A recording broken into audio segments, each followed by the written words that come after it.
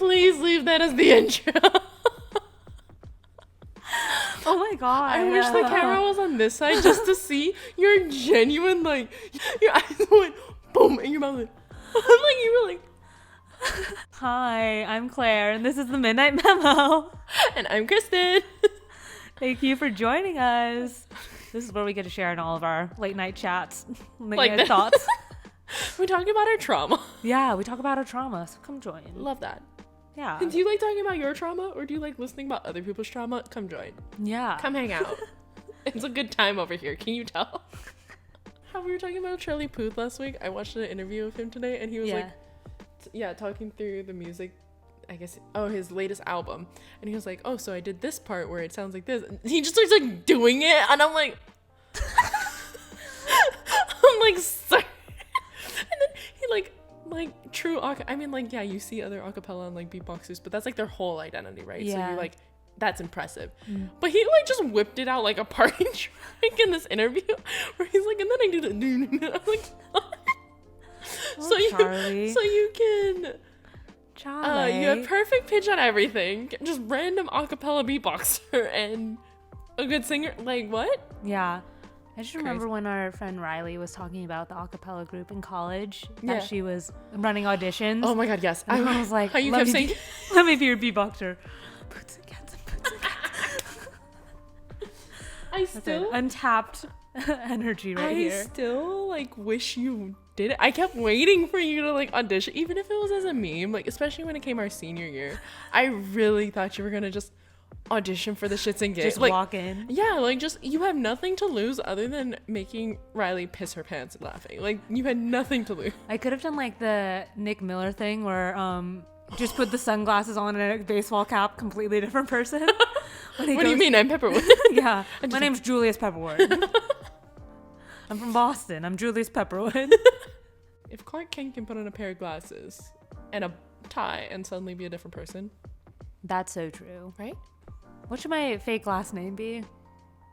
Your last name backwards? Manron. Manron. Sarah Manron. Sarah Manron. Kind of sounds like moron. It does. He's a couple little short. Hey, I'll just change it to moron and see what happens. I'm Sarah Moron. Can you imagine people's faces when you have to tell them that too? Like they have to try not to have a reaction. And I feel like trying to watch someone not react is hilarious. Yeah, but it's like Whitney Cummings, a comedian. Oh, she's growing up with the last name Cummings. You have some trauma. That's so fair. Yeah.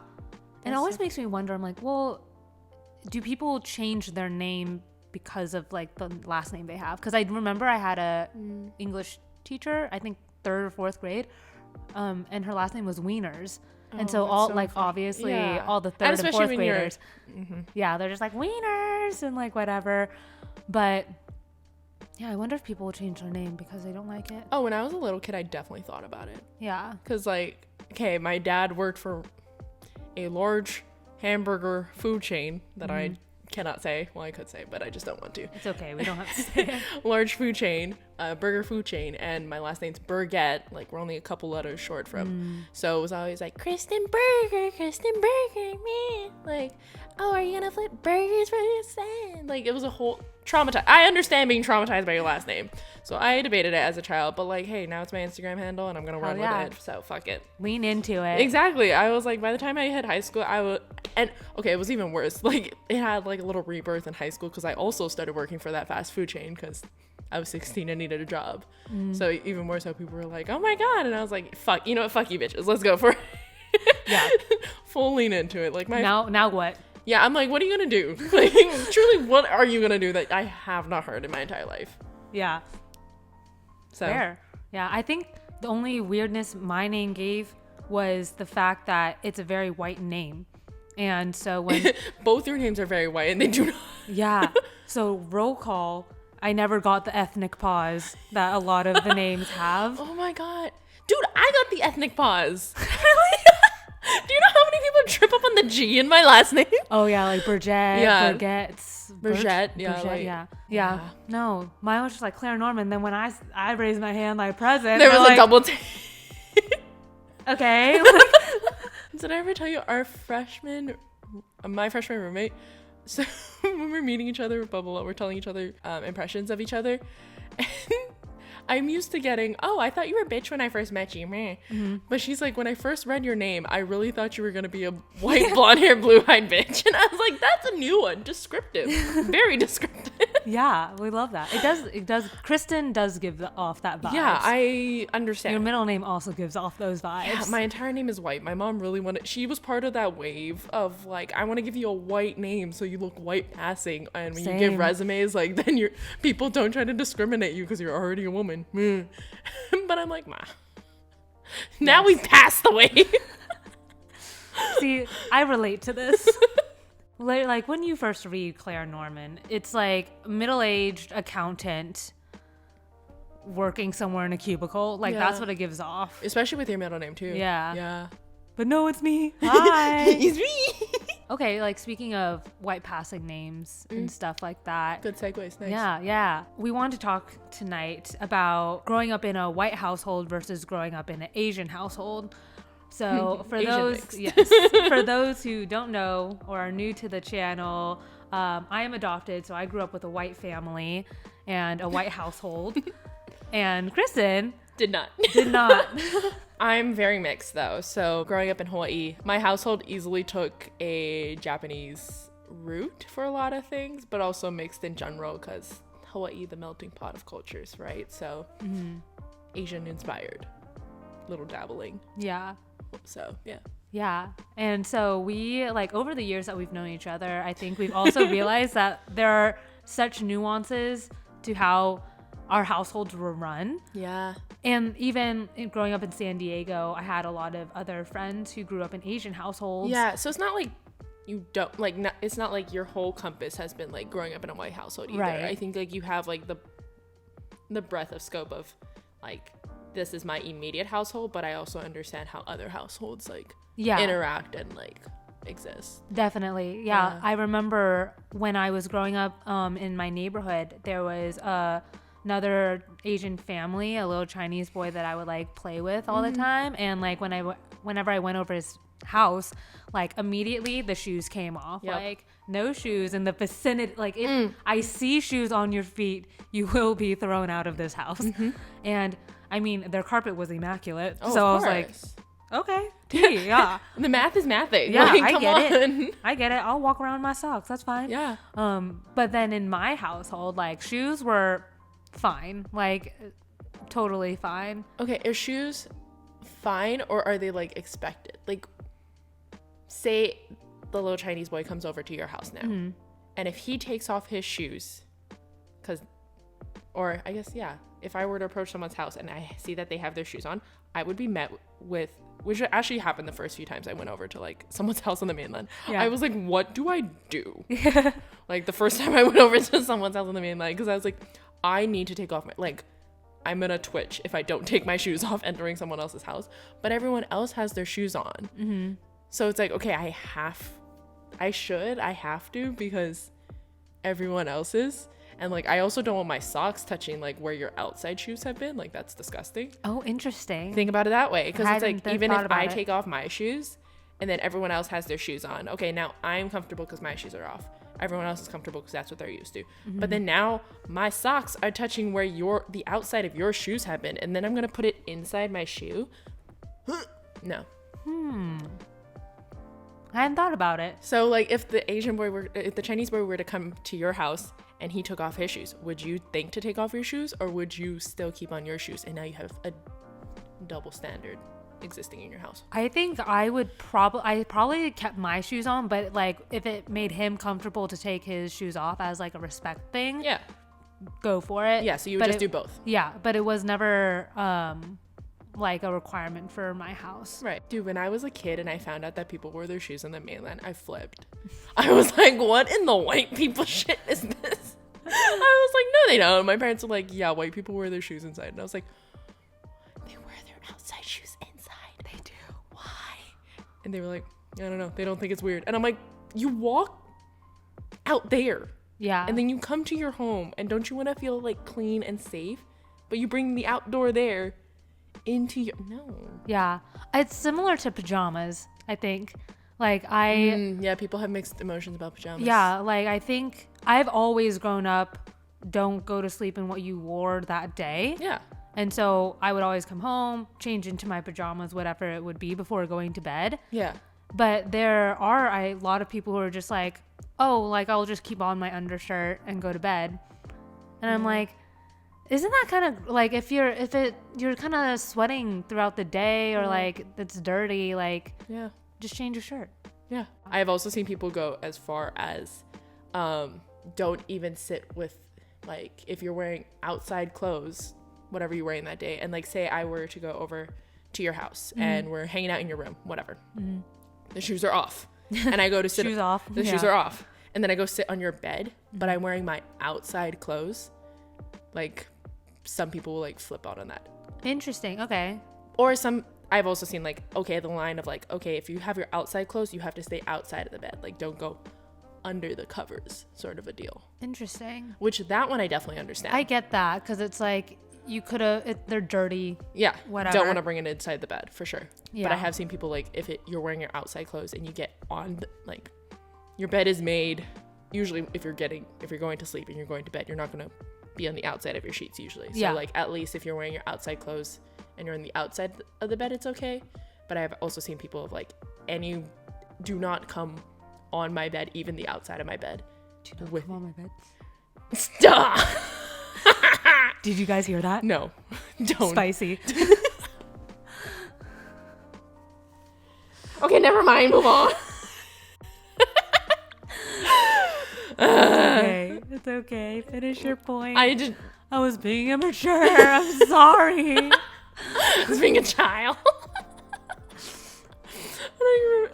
Yeah, just basically don't be on the outside of the bed with outside clothes. Like, even that was like big no. Like, don't even exist on my bed.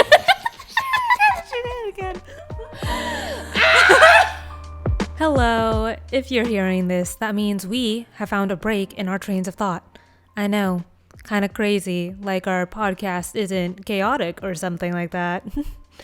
Anyway, this week we have a sponsor for this episode, and our sponsor is Newsly. And you're probably wondering, what is Newsly? Well, Newsly is an all-in-one audio super app for iOS and Android. It picks up the most trending articles on the web on topics you choose at any given moment and reads them to you in a natural human voice. For the first time, the entire web becomes listenable, all in one place. So you can stop scrolling and start listening. You can follow any topic as specific as you'd want, from sports to business to Bitcoin, or even the Kardashians. And they have podcasts as well. Explore trending podcasts from over 80 countries. Our podcast, The Midnight Memo, will be there too. Make sure to check them out. Download and use Newsly for free now from www.newsly.me or from the link we have down in our description. You can also use the promo code TMM for 1 month of free premium subscription. That is right. So make sure to go check us out on the Newsly app. You will not regret it. And now back to the podcast. Well, we also talked about home, like when you brought home lunch, like in elementary school. Yes. Most of my home lunches were very similar to like, actually no, I had a revert. Okay, again, because I grew up in a like mixed household. I had the inverse reaction of I was very white compared to my counterparts. Okay. Or I was the white Asian, you know? Yeah. Like, yeah, I was there were like different ethnic pockets. And like growing up, there were like the Filipinos and they were like just Japanese, just Chinese, just Korean. A little bit of mix, but then if they were like two things, unless they were like part Hawaiian, then they were like 17 million things plus Hawaiian. And then I just had like, I wasn't mixed enough to be like super mixed and be Hawaiian mixed, but I also wasn't just one ethnicity, max two. So I had this really weird thing, and I didn't fit in with the white kids because like they were just like obvious, like military moved in, like blatantly white from the mainland, like fresh off the plane. I don't know, fop, like yeah. Hashtag FOP. No one's doing boats no more. Come Yeah. on. Guys, we're flipping the script. We're flipping the script. I mean, that's what it was like there. Like, Yeah. white people are the minority where I grew up, man. I love that. Yeah, it was weird.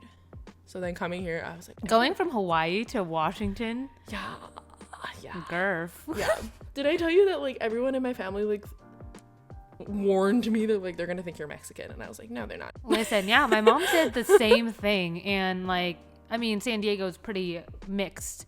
Very there's like And there's a lot of Latin like influence there too. yeah, and my mom's like, you're going to an area where you're probably gonna meet people who have never met an Asian person before, and I was like, girl, You're like, there's girl, no. please. Yeah. Like, what do you mean? And I was like, oh, joking around. I'm like, I literally, my whole family is white. Like, I'm used to it. Like, whatever. Yeah. No, it was insane. There were, Yeah, there's your family white, and then there's like white. yeah, there were some interesting situations Yeah. in Washington for sure. Yeah. But Yep, especially farther inland Washington Yes. than where we are in the city. yeah, But but yeah, so I had this weird division where like I did see a lot of people having like, yeah, maybe their whatever their culture food is, like they were having like their home food, like whatever that means for them.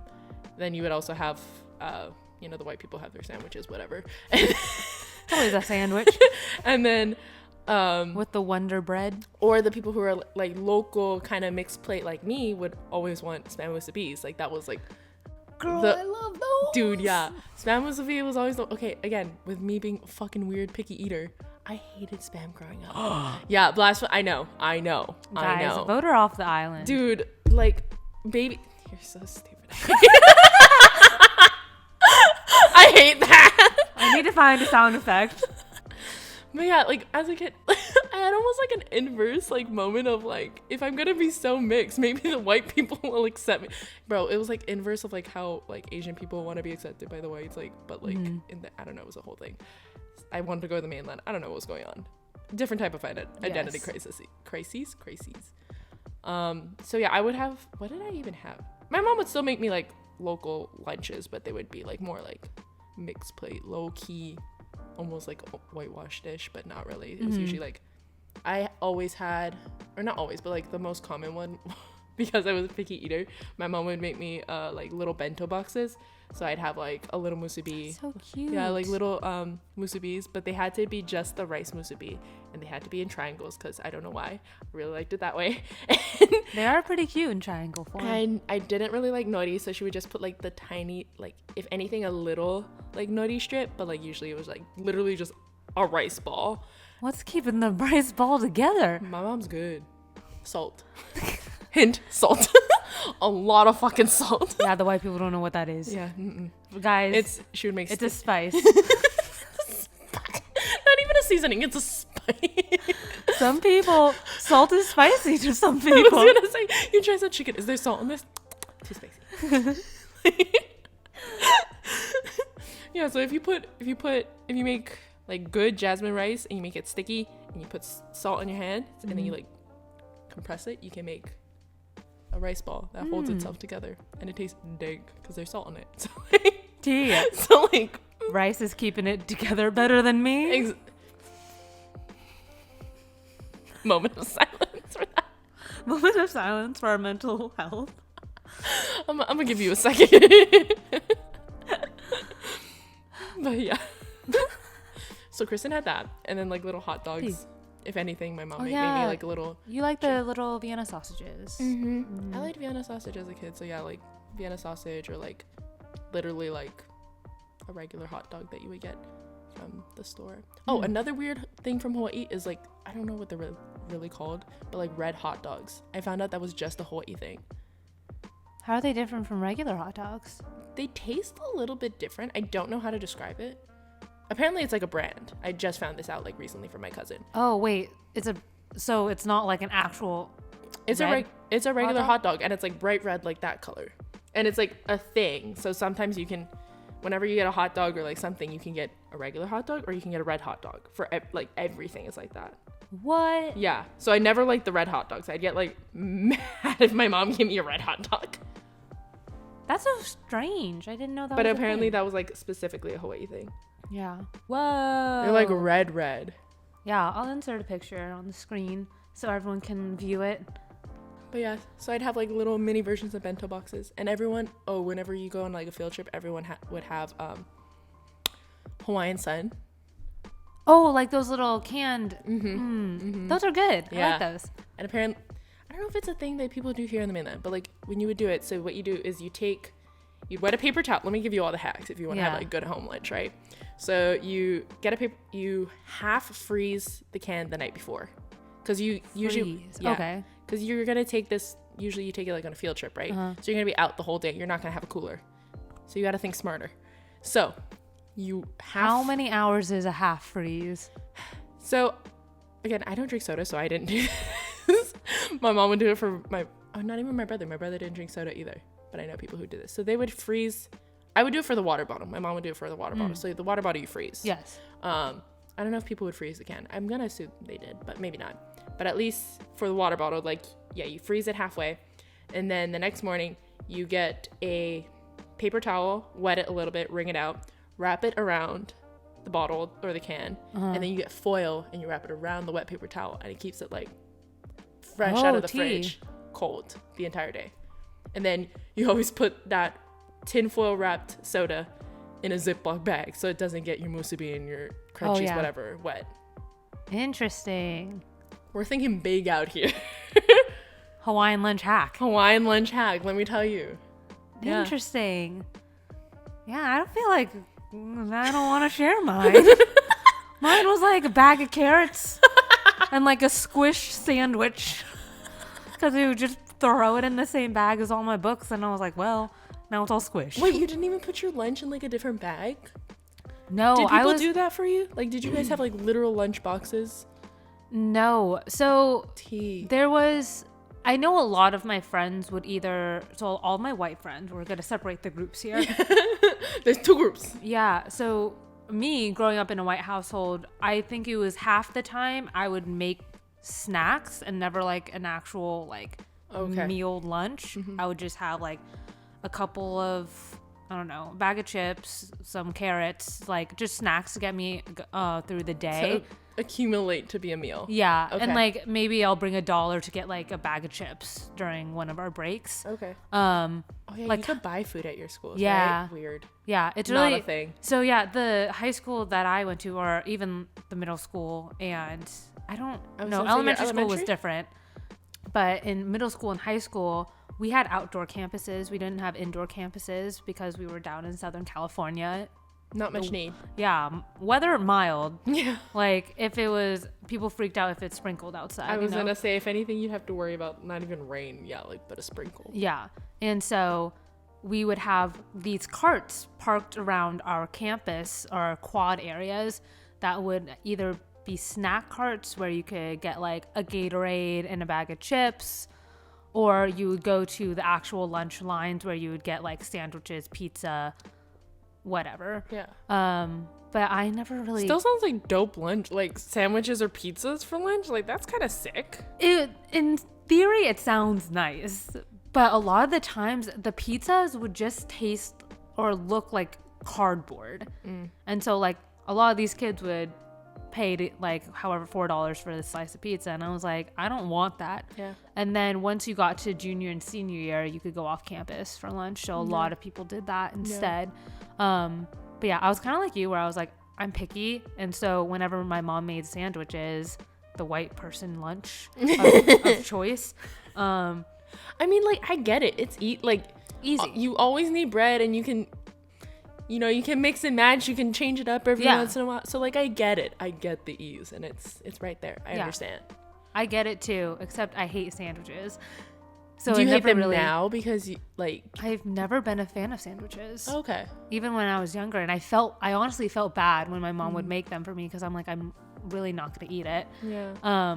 So I think that's why I ended up just making like a bunch of snacks rather than having a full meal. But yeah, all of my this friends, explains so much, because that holds true now. Claire like will not very often not eat meals, or like you forget.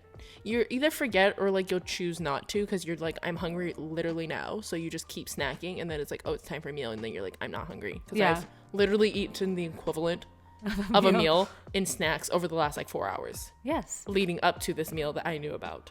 Mm-hmm. This explains so much. Like, I knew this about you, but like, it's like when you go to therapy, you know, it's like, oh, I knew you were like that, but like now we know why you're like that. Yeah. Kind of. Or I knew that, but now hearing it from someone else, yeah, it's just confirmed. I was hoping you'd tell me something different, but alas. We're just saying the same thing.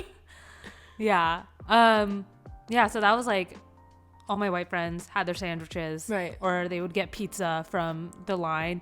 But then it was similar to your school where there were groups of different ethnicities that would hang out together. Yeah. And I mean, I was like in the middle of a couple. Yeah. And all the Asians would take up this one hallway in our school for lunch. Interesting. So that they Tell like me more. monopolized this one hallway, and people who were not familiar with the Asian culture, they'd be like, this hallway smells weird. Like, fuck off. right? And I was like, you don't go to like where all the Hispanic and Latino people are and be like, this smells weird. Like, why are you doing that to Asian people? I'm trying to like think of, you know, the spices and things that go usually with like Asian cooking versus like Latin cooking. They're both pretty. They're fragrant, but I think it was mostly like the use of probably like fish sauce or like something like that. Yeah, I was gonna say, I feel like usually for Latin it's like more the meat smell comes out more than it usually, right? Yeah. Whereas Asian, it might be fish sauce or like other. Yeah. Or maybe even like oil. Yeah, vinegars are very common in it. So that has a smell. So okay. Yeah, I mean, like, no white person's gonna turn down meat smells, but like maybe vinegar or something else. Yeah, it was Seasonings. so annoying. The seasonings, the salt. Yeah, it was so annoying because I was like, now all these people too now are like, let's go to Korean barbecue, let's go to get sushi and like all this shit, and I'm like, remember the time in high school where you're like, that's disgusting. Stop. But I remember I had all my Asian friends, they would have these like amazing lunches all the time. Detailed. Yeah, whether it be like rice bowls or like soups or ramens or like noodles of some sort.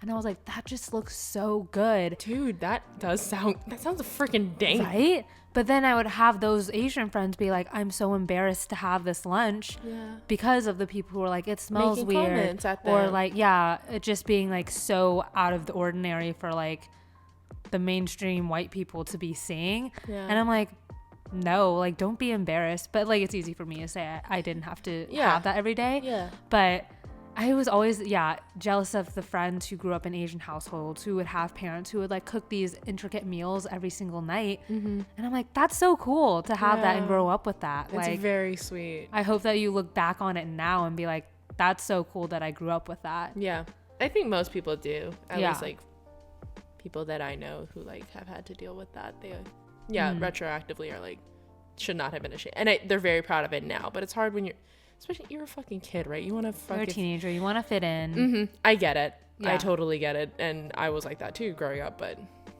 I didn't face nearly as much adversity because it was so freaking mixed. Like, I remember, bro, I was it'd be a flex because my mom would bring me Costco pizza sometimes. That's when I would have my white people lunches. Like, my mom would pack I got my pizza too, guys. Look at this. My mom would pack me Costco pizza from like last night's dinner or whatever. I was like, wait, we're eating like white people today. Like kings. Yes. But like, everyone had a little bit of something, and I think everyone's default was, this man was to be like what everyone was eating, so it wasn't even issues. Yeah. There was, so I went to this summer school, and one girl, she let me try this like noodle soup, but it was like you had the broth and then you would dip the noodles into the broth. Oh, okay. And I was like, I've never seen that before. Yeah.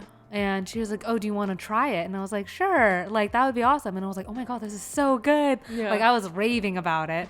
And then the next day, her mom had packed her an extra lunch for me. Yeah. And I was like, Okay, so in Asian households, to like TLDR bottom line this for y'all, like Asian households, there's 5 love languages, but in an Asian household, there's a 6th that's called food. That's so true. Right? I've heard that. Yeah. Every Asian household, that's how they show your love. Like food, cooking for you. Like if I'm, like the best way to show your love in an Asian household is to feed.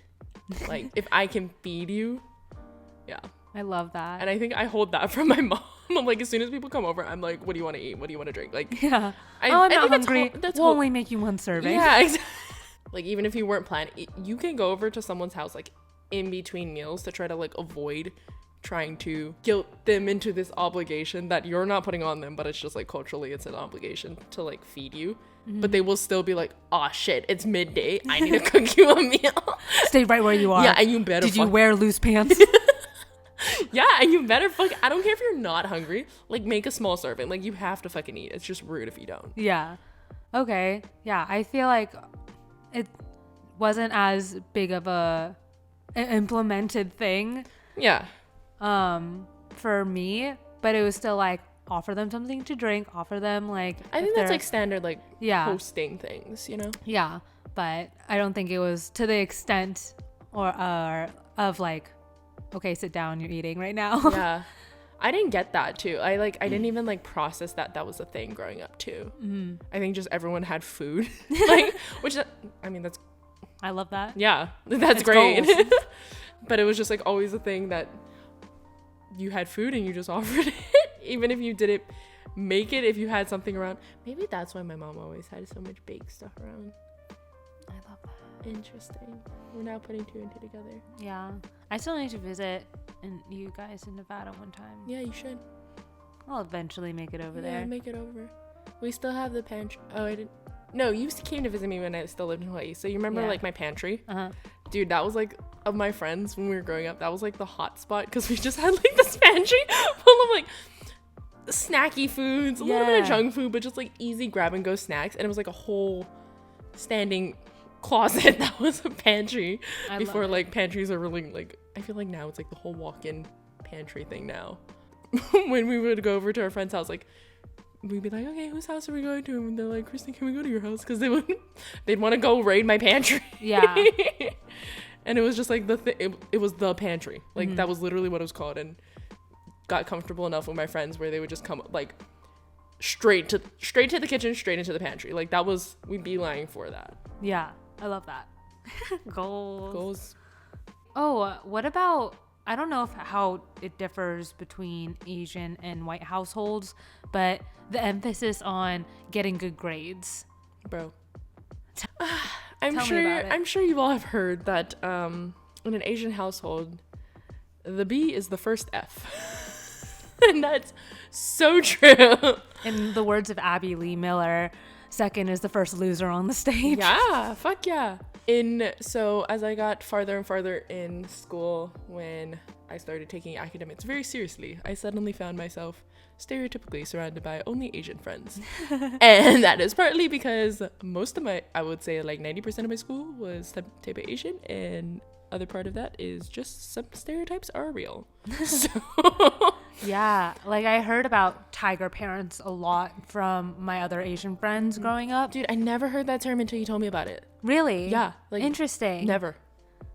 I don't know where it's derived from, but yeah, it was always like, oh, I have such tiger parents. Like, dude, I need to get A's on everything. I need to take 6 AP classes, or I think they're called like something else for different school districts, but like the advanced classes. And I was like, my mom never forced me to do that. And I was like talking to my other white friends. Yeah. And it was never emphasized really from their parents either. Yeah. So, dude, I don't know how much, and I've thought about this more in recent years, because did I get in a fight with my dad? I don't remember, but we're like rehashing my like childhood, and he's like, I never pressured you to get A's. Think about it. Like I never really yeah, I wanted you to get good grades, and now I'm gonna expose my father as a briber. So I was never paid allowance, which is also another thing. I know white people, well, I don't even know if it's white people. I don't know. I don't think I have friends. Do my friends get allowances? A couple of them did, actually. So I don't know how much of that is cultural or just like, but I would say majority of my friends didn't get allowances. Interesting. You were just like expected to do your shit. Like, you help out. Like, you fucking live here, you help out. Like, Yeah. I'm not gonna pay. And I heard about it also from some dude on a podcast, like some middle-aged man on a podcast, and he was talking about how he brought up his kids. Yeah. And he was like, my kids don't get allowance. Like, yeah, you live here, you pitch in. Like, I'm not gonna pay you to do the bare minimum. Yeah. And I was like, that's fair Snaps. point. Fair point. Yeah. He's like, you're expected to clean your room. You're expected to, yeah, I think the example was like toys. It was like, you're expected to pick up after yourself and like clean up your toys. I'm not going to pay you to do that. Yeah. You don't want to pick up after your toys? I take the toys away. Why am I Yeah. going to pay you to pick up after something that I'm giving you already? Yeah. You know? So I was like, that's a good way to put it. But yeah, so I didn't get allowance. But my dad and I struck up a deal where he's like, I will pay you for every A you get. Oh. You get, How much did you get? so I think A's were $10. A's were $10, B's were $5, C's nothing, were even Steven. D's I owe him $5, and F I better pray to fucking God. I think that was the scale. F was for fucking God. Yeah, I think that was the scale. But so I was out taking 6 classes at a time, so I would technically, when I get all A's, I would have gotten $60, but he would just round it up to 100 every time. He's like, you went above and beyond, sure. Yeah. Like, round up. Interesting. Which, I don't know how we round 60 to 100, but like, I'm not gonna complain. I got 100 every quarter, so like. Sir, did you get A in math? My dad almost got a perfect on his math SATs, bro. I think he got 10 points down. Dang, From that's perfect, pretty yeah. good. What a Winter Brown. Anyways, so yeah, that was the one thing I got paid for. So that was. He's like, yeah, I paid you as a motivator for sure, but like, you're the one who set up yourself. Apparently, when I was like in middle school, I think I told him, like 6th grade, one of my cousins graduated valedictorian, and I was like, what's that? And my dad told me, like, he's like, it's when you get the highest grade point average is when you get all A's. Like, was the simplest way he explained it to me, and I was like, I'm gonna do that. So I've been very determined and stubborn. And then somehow I like convoluted that into my dad's giving me pressure when he gave me money, which is like, yeah, I bribed you, but like, I didn't make you where I was like, you need to get all A's. I think he kind of did. Like, he definitely did put a lot of like pressure on me. But I guess like, yeah, in some ways he never overtly said it. So it's like one of those weird, like, we need to talk. I don't know. Yeah. It was there, but it wasn't. It was like a pressure you put on yourself eventually. Yeah, exactly. And then on top of that, because I had a lot of friends who were also very academically inclined, it became more of a competition amongst us. Yeah, and that makes sense. It was less like, and I don't know how much of them, like my other friends who were, usually Asian, all of us competing for grades or whatever, I'm trying to recall those conversations where we'd be like, oh, what'd you get on this Yeah. and how often those conversations revolved around like, oh, my parents are gonna fucking kill me. Yeah. Rather than like, oh, I got a fucking B. Like, oh my God, this is the worst thing ever. Yeah. Probably a little bit, but I think it was a very shaky line of like, yes, there was parental pressure, but there was also a lot of pressure from us amongst each other to be like, I need to do better. Yeah. Interesting. Okay. So, yeah, a little bit. I think there's definitely that stereotype. Definitely. And if I talked with like some of my friends' parents, for sure, like they have had that. I had another friend. Well, I wouldn't really call her friend now. Thought she was my friend back in high school. That's a whole nother thing.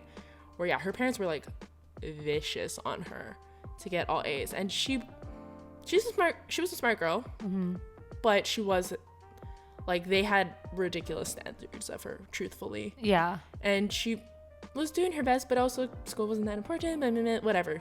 Yeah. But she was still doing pretty good. Like, she'd be getting A's and B's, but they would like tiger mom her, like, if she wasn't getting A's. And then unfortunately for her, which is why I think we ended up not being, like, she was very passive aggressive, petty with me. I have a lot of trauma around that, of like how she treated me, and just general how they molded a lot of my friendships because of that. And she had a lot of tension towards me because her parents kept pitting her against me. Or sorry, me against her. Okay, yes, I had that happen to me as well. Really? Yeah, like, so I would go over, we'd hang out, whatever, and happened that we hang out and her parents find out that we got grades that day or whatever. Yeah. And they would be like, what did you get? And find out she gets a B, and they were like on her ass about it. And I'm like, I want to leave, but I can't just like run out of their house. So like, I want to leave. I don't want to be part of this conversation. And then they turn to me and they're like, Kristen, what did you get? And I got all A's, you know, like whatever. Yeah. And then even more so now they're leaning in on her and they're like, oh, look, Kristen can get all A's. Why can't you get A's?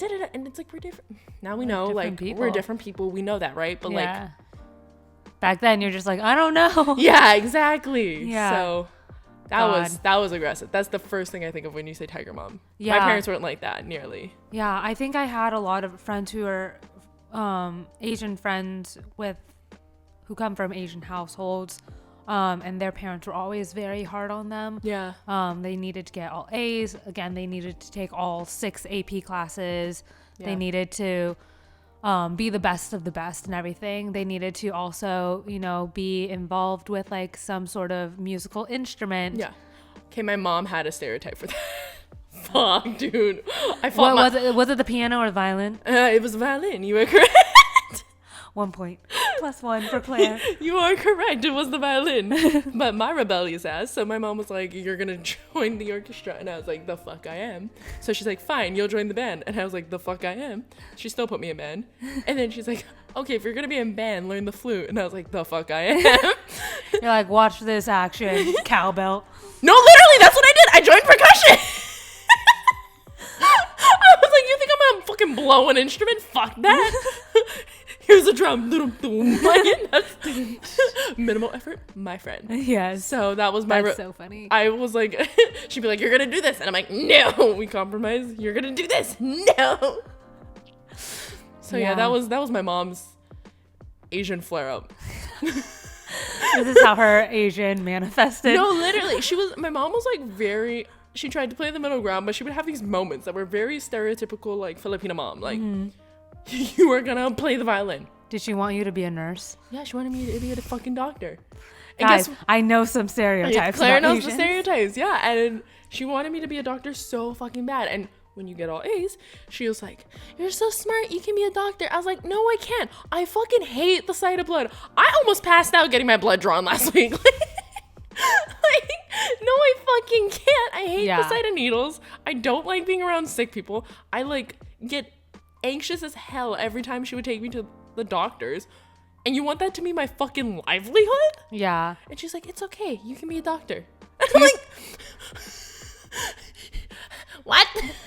There are 2 things that keep me from being a doctor. 3 things that keep me from being a doctor. Please tell. 1, I really have a hard time with compartmentalizing emotions, which I think you really have to be able to do if you're a nurse or a doctor or an EMT. No. You know how fucking emotional I am. Can you imagine me trying to I have to do heart surgery on a person right now? I'm gonna fucking cry. No, that's not gonna happen.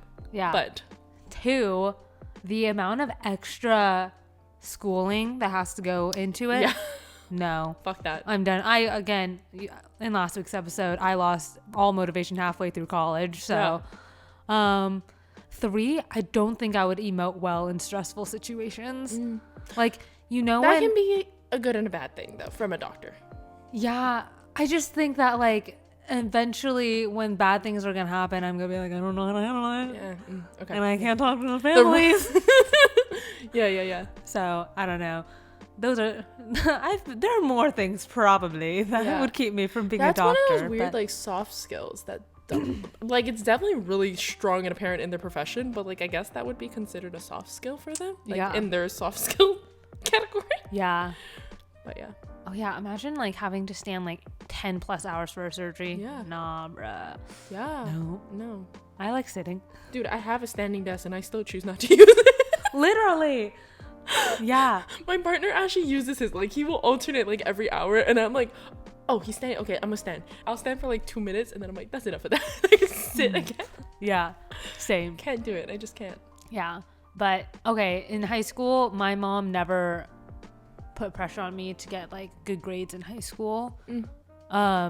I put the pressure on myself. Like I turned into a tiger kid where I was like, intrigue. I need to get good Was that grades. due to like your friend groups and like? I think it did because I mean, like most of my close friends, even though they weren't Asian, I think we all kind of ended up in a similar boat where our parents wouldn't put pressure on us to get good grades. We would put pressure on ourselves because we wanted to do well. So like my best friend Rachel, she's very white. Caitlin, Kristen, a different Kristen. Spelled the same, different. Same. Nice. Yes. There's not enough of Kristens with the E. Oh, Kristen's with the E. Wherever you are out there, Kristen with an E. Love you, girl. Anyways. Yeah. They were all white. Like I think my close friend group, they were mostly white. And none of their parents. Interesting. I know. What a twist. And none of their parents were the ones to put pressure. It was all us, like just wanting to do well. So, and we all did. We all ended up doing really well in school. But yeah, I think I more leaned into because of my friend group, I also was inspired to do well or do my best in classes. And my mom was a hippie growing up. Yeah. And so she was like, I literally can't get mad at you if you get a bad grade because I was a wild child. I didn't really focus. That wasn't my main focus anyway. Yeah. So I can't lecture you for something I didn't do myself. Yeah. You know? My dad says that a lot nowadays. And I'm just like, and especially now that we have an adult relationship and I know some more things now, I'm like, yeah, you were bordering on hypocritical back on certain things. Yeah. Now that I have context. Remember that time where you did something that you told me not to do? Yeah.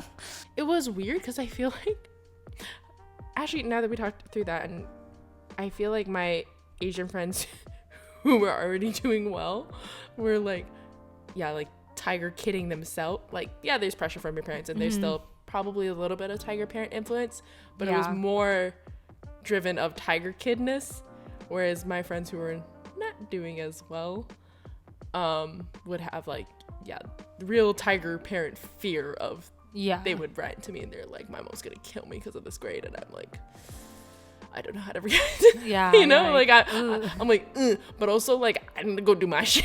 Yeah, it's very interesting. There was one girl I remember. So when we took the SATs and ACTs, for the max score on the SAT was 2,400, and I think it used to be a few years before we were in high school, it was like a different 1,600 or something. Yeah. But because now they included writing or something. Before it was just reading and math, and now they added a third one. I don't know how much before we got to high school, but that was why there was the change. Yeah. And so there was a girl who was super smart, and she got a 2360 on the SAT. Can you fucking imagine? And she was upset. I was like, first of all, don't talk to me. No, literally. My dad's upset that he got 10 off of perfect for his fucking math SAT way back in the day. Yeah. This is a grown man in his 60s. That is still... How do you hold a grudge? That will be slightly bitter that he only got a 790 instead of 800 on the math SATs. Yeah. From when would he would have taken this? In the 80s? Yeah. 70s? In the 70s. Oh my goodness. SATs... standardized testing in general is such bullshit, but different high horse, my gal, different high horse. Yeah, so that was super weird, but that was the extent of some of the curls in my school. And for the valedictorian thing, we okay, our school did it stupid. Anyways, go yours. Yeah, we were not allowed to have a valedictorian because there were so many kids who had a 4.0 or 5.0 weighted GPA. Yep. That they were just like, well, we can't have however many valedictorians, so we're just not going to have one. But then there were stories of, I think it was 3 different Asian parents, pairs of Asian parents, went into the principal and started complaining and fighting for their kid to be the valedictorian because they needed that label or whatever on the resumes for colleges and stuff. And I was like, the label shouldn't dictate where your kid goes. I think the college. I mean, now knowing we've gone through the college application process, right? Like, they look more. I feel like they would have looked more at the weighted GPA than like the technical label of. That's what I'm saying. It, but knowing that now, right? Like, our school did the opposite of what yours did. Is anyone who had over a 4.0 was declared a valedictorian. What? So I was. Was that weighted or unweighted? I think over 4.0 weighted. Okay. So yeah, a lot of people with the weighted GPA, it's on I'm a valedictorian. Yeah, on a scale of 5. So yeah, I think my year was the one where I think we had the most valedictorians. I think we had 40. Whoa. 42. Something like that. What was your graduating class size? 670 something. Okay. Yeah. So like a good portion. Like, I'm telling you, the people I hung out with, almost all of us got valedictorian. Yeah. Most of the people I hung out with academically got valedictorian. So I was valedictorian technically. So yeah, I think my ranking on it was like 3 out of 600 something technically, because there were so many valedictorians. Mm-hmm. And then, so yeah, when they had to read off your thing at your graduation, so it's a valedictorian, so it's a valedictorian, so like, that's crazy. 42 of those names, I don't remember what it was, but it was an astronaut, like more than 20, like yeah. I don't remember how many completely, and I'm pretty sure we were like the largest one. So the year after us, they were like, done, it's just it's only the top GPA. Yeah. So that got real competitive with people real quick. Yeah. And especially they didn't tell it was after I had graduated, so it was that those people's senior year that they get told that, you know, like, I understand the scramble if that's important to you or you're a tiger parent, like the mad scramble in your senior year to try to firmly grasp that title. But yeah, so yeah, I was a valedictorian because that was our rule. I got my goal, told my dad I was gonna be at the ripe age of whatever. How old are you in the 6th grade? 10? I think so I would have been 9 if you're supposed to be 10, because I'm a child. Whatever you are in the 6th grade, but at that ripe age, I told my dad, I was like, I'm gonna be valedictorian. He's like, you go do that, sweetie. And I did. So so fuck your dreams. Always believe in yourself. This is now an inspirational talk. If you can believe it, you can achieve it. Ooh, not that cheesy. Oh, fine. I feel like there's so many other things we could dive into. Yeah, I'm trying to think of another Asian household thing. We could do a part 2. Yeah, this is easily something we could keep bumping onto. I think we can do a part 2 because there are so many other aspects. There's of growing up in a white versus Asian household. Yeah, just scratch the surface on this. Yeah, honestly. If you guys have any suggestions or like have specific stereotypes that you in like growing up in a white household or an Asian household, let us know down in the comments. Mm-hmm. Would love to know, because I feel like I have a good grasp. We missed. Yeah, too. Like what's. I know there's other ones, but right now they're not clicking to the top of my head. But I'll probably think about it more later tonight, and then I'll be like, oh my god, we should talk about this in the part 2. If you guys want, we'll make a part 2. Yeah. Sound off in the comments. If you don't want it, I feel like we'll also do it anyway. Yeah. But like, I don't think this is gonna deter us from it, but like, just want to know the urgency. Yeah.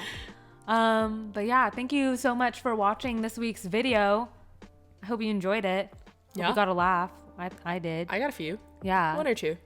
Remember to join us next week on Tuesday for some more late night chats. Or on Wednesday if you want an extended YouTube version. Yeah. Yeah. Other than that, make sure to subscribe to our YouTube channel, leave a comment down below, rate us on Spotify and Apple Podcast. Mm-hmm. That would super help us out. And follow us on our socials. That will be on the screen. Yes. Anything else? No, I think you covered it. Yeah. So thank you guys so much for joining us. And like she said, we will see you you will see us next Tuesday or Wednesday, depending on your platform. Okay.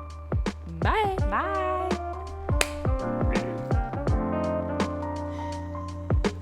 It's the slow fade out for me.